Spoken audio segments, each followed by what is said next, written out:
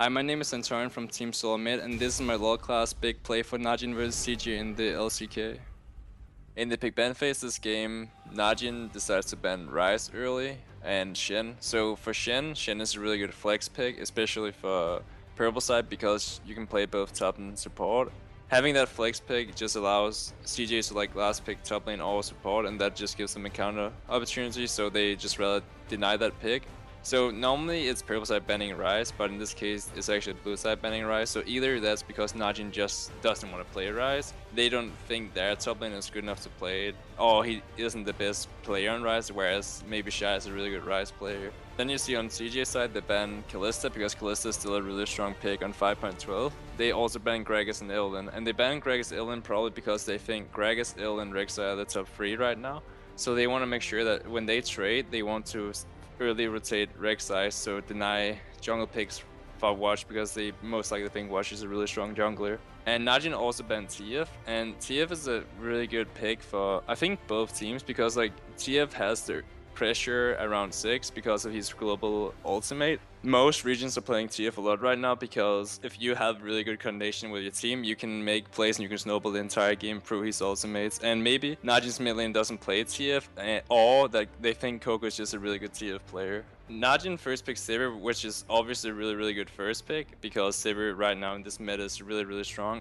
She is definitely first pick worthy. And then CJ gets Rumble and Rek'Sai. So Rek'Sai, that was pretty obvious because they banned 2 junglers against Watch. But they pick Rumble first rotation because TF is banned. TF is a mid laner that if you pick Rumble and they have TF, you're not gonna have a fun time because they normally, how every single team sets it up is, if you pick Rumble, then you can pick a really strong early game top laner with split push, and then you can pick TF mid. And what happens is at 6, TF will continuously gank top, and Rumble will die every single time because they have CC and damage, and that's like, you can't even prevent that, you just die. So CJ takes this smart move and say, okay, they banned TF, so we can play Rumble here. Najin picks Victor second rotation. I don't know about this pick because I feel like they should wait another rotation before picking mid laner, mainly because when you pick mid lane early, then CJ can counter pick mid lane, but they don't have to use the last pick to counter mid lane, so therefore they could also get counter pick on another lane. It could be because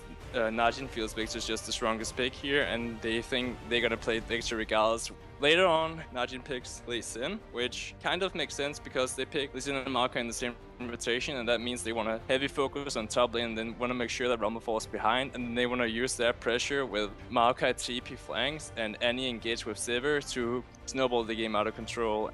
I think it's a quite good strategy going into the game, but the thing is, CJ last picks Braum, and Braum is really good against hard engage. So what happens is, CJ has a really defensive team fighting composition, as Najin has a really aggressive team fighting composition. And what that comes down to is, if Najin can get the picks with their engage comp, then they're gonna win the team fights. But if CJ can rely on them getting out of the first engage and then re-engaging, then CJ would come out ahead.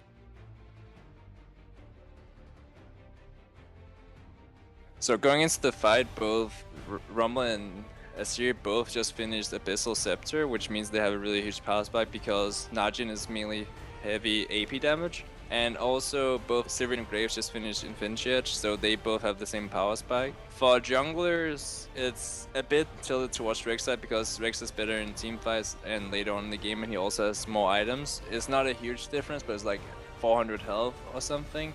Maokai has Rider's Glory, that means he has a really good way of engaging. So any flash engages on Graves, and then like instantly afterwards they TP both Maokai and Rumble, and then Graves somehow gets out of the engage, and therefore it's really bad for Najin. Because they rely on getting that pick off in the start of the fight. So what happens is that both Graves and Rek'Sai escapes with a sliver of health, and then Asir comes from the back line and kills Lee Sin instantly, and then he goes onto the other 3. And the thing with its comps is that Najin really relies on getting those early picks, and because the fight is more like it's a really long fight, and therefore both Asir and Rumble gets a lot of damage on them, that means that CJ wins the team fight.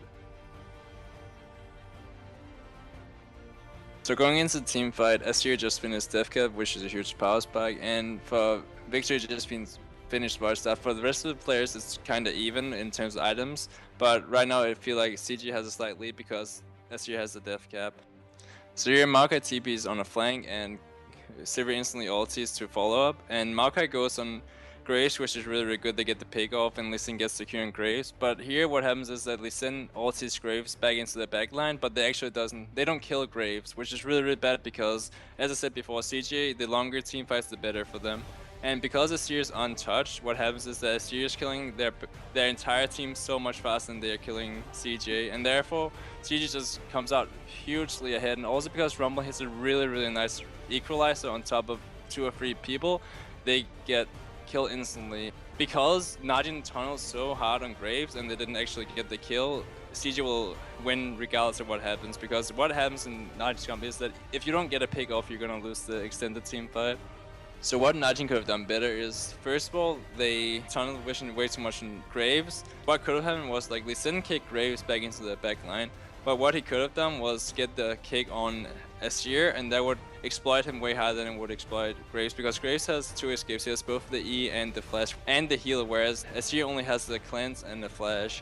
So Graves is also more tanky than Asir, so if they got that kick on Asir, they'd most likely won the team fight. But because they tunnel vision way too hard on Graves and let Asir hit their entire backline, they just straight up lost the team fight.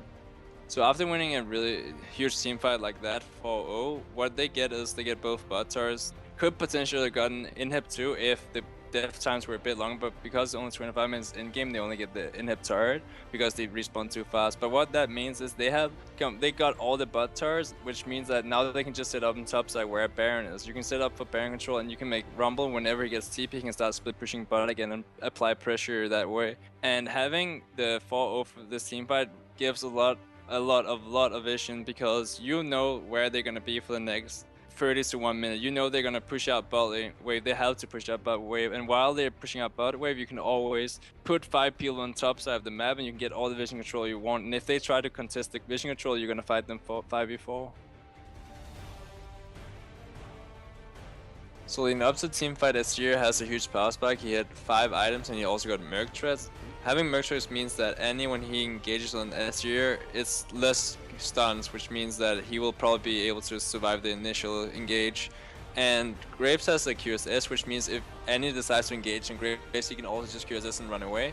The Asir also has a cleanse, so it's really hard for Najin to get to their back line, which means that in every single team fight, from this point on, CG should win regardless of what happens, because they can't engage on their back line.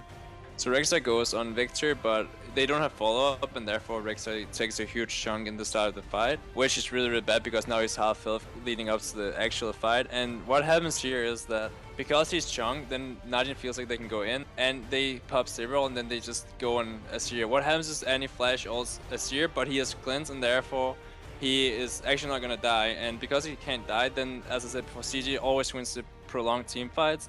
Therefore CG comes out with 1-0. When you kill that jungler, that means that they can pressure Baron.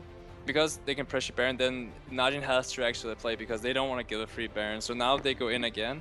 What happens is CG knows obviously they're gonna come in, and therefore they set up a trap. The second they come in, they fight again. They get a catch on Maokai because they thought they were already on Baron, and after they get a catch on Maokai, they try to get the engage on to Sivir and Victor, because they want to make sure that their damage threats are gone so they can get a free Baron afterwards. They get Sivir, and therefore they can rotate straight to Baron, and at that point CG obviously has a really high win condition.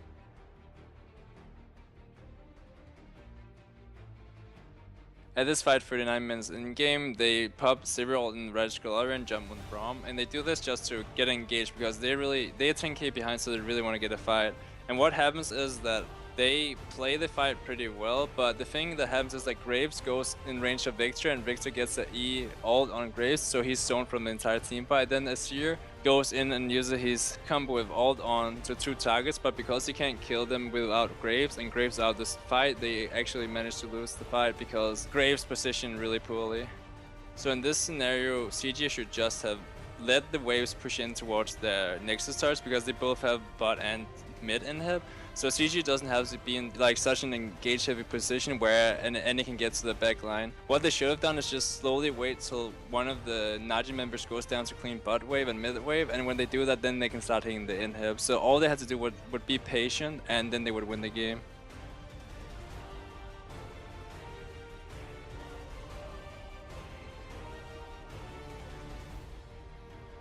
So CG starts Baron, and therefore Najin decides to engage on them. What happens is CG gets the Baron, but the thing is that Annie gets the flash ult on both Graves and Asir, which I was talking about before. If they get that really good engage, they might be able to turn the fight. They get to kill Asir because they got the engage on them. So it becomes a 2-for-1 situation where both bot and top wave is pushing towards CJ, so they get additional turrets against Najin, which is a huge thing because you get a lot of gold. And then Rumble gets to pick up Annie. The thing is that they are losing turrets, so what happens is Najin actually comes out ahead because they get more gold overall.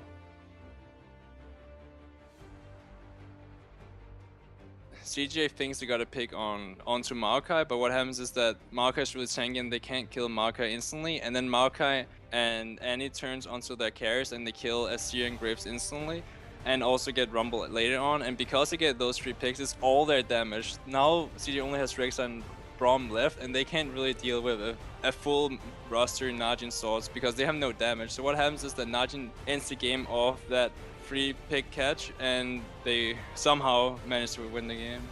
So all this game, what happens is that CJ gets a huge early game lead because Najin tunnel vision is too much on Graves, and later on in the game, CJ should have won every single fight, but because CJ's carries position really poorly, they somehow gets picked off and Najin comes back in the game. And then like the last team fight, the factor was that they were like CJ was playing with Rumble, Asir, Graves, but Braum and Rexa were no near to be found, so they're playing 3 versus 5, and when you don't have your tanks to peel for your carries, they're gonna die instantly. That happens this game where both Rumble, Asir, and Graves dies instantly, where both Rexa and Braum are in the jungle not doing anything, and then they lose the game. Thanks for watching. Make sure to check out the rest of my guides on lolclass.com.